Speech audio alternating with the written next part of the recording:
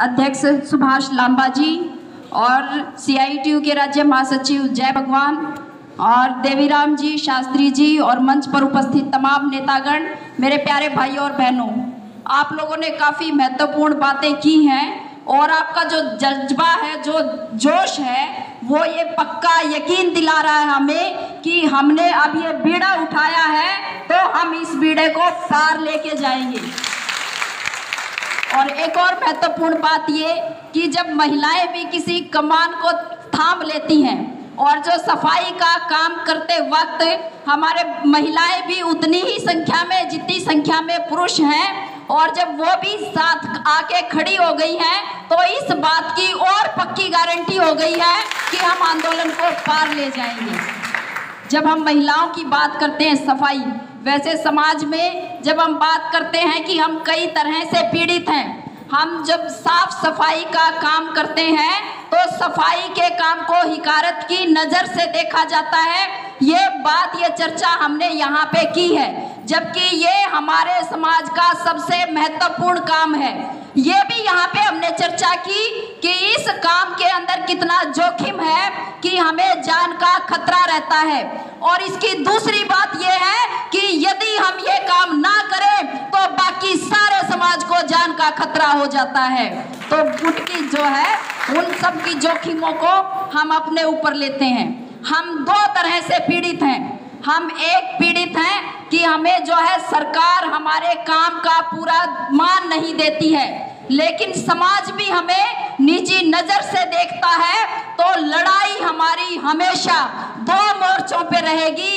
एक मोर्चा है सरकार के साथ लड़के अपने हक लेने का, पक्का कर्मचारी बनने का, और दूसरा हमारा मोर्चा है समाज के साथ, जिसमें ये ऊंच नीच भेदभाव है, जो ये मनुस्मृति बीजेपी वाले जिस राज को कह रहे हैं कि हम राम राज लेके आएंगे, वही राम राज जिसके अंदर कह रहे हैं कि जो शूद्र है वो जो है साथ नहीं बैठ सकता, मिलके हम सब खाना नहीं खा सकते, वो अछूत है, वो किसी चीज को छुएगा तो सब अपवित्र हो जाएगा।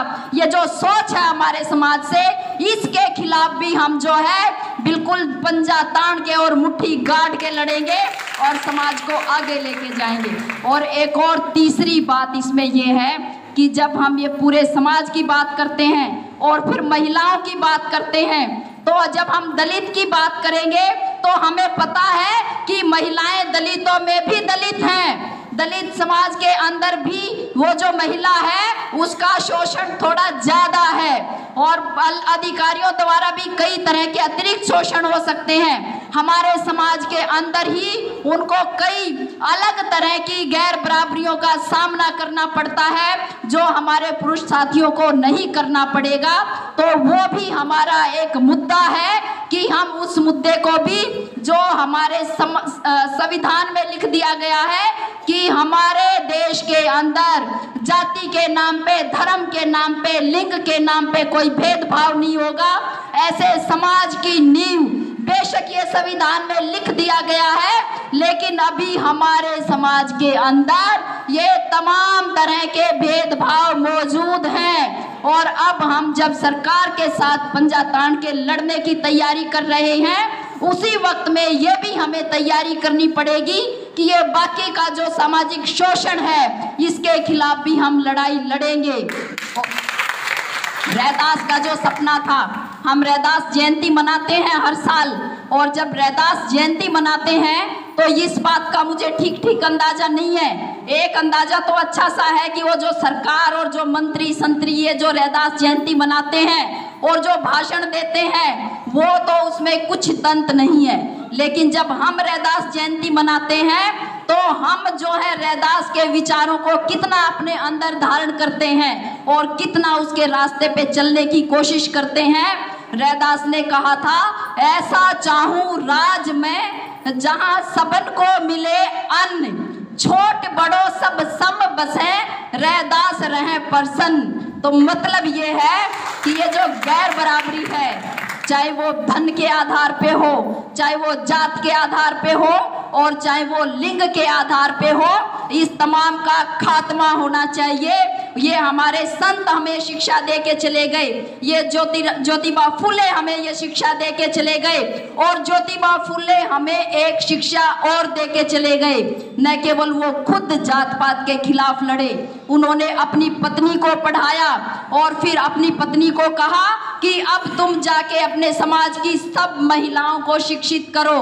और यदि ज्योतिबा फुले ये काम नहीं करते तो पक्की बात है कि आज मैं आपके सामने यहाँ खड़ी होके नहीं बोल रही होती। अंबेडकर ने हमें कह दिया कि आप जो है संगठित हो, शिक्षित हो, संगठित हो, संघर्ष करो।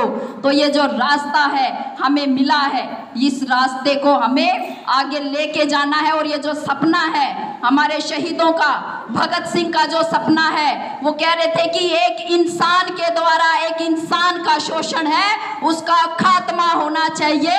और उसका खात्मा तब होगा जब ये तमाम बीमारियां हमारे समाज से दूर भाग जाएंगी। तो जब आपा लड़े तब दो बातों का जरूर ध्यान रखें कि ये जो सामाजिक भेदभाव है इससे लड़ना बिल्कुल ना भूलें। और ये जो सत्ता है ये सत्ता मनुवादियों की है, तो इसके खिलाफ लड़ते वक्त हमें डबल ताकत की जरूरत पड़ेगी। और हमारे पास वो ताकत है और हम उसकी तैयारी करेंगे। ये काम पक्का है तो रोजगार भी पक्का होगा, ये करवा के रहेंगे हम, उसके बिना हम दम नहीं लेंगे। इसी बात के साथ मैं अपनी बात खत्म करती हूँ। धन्यवाद साथियों।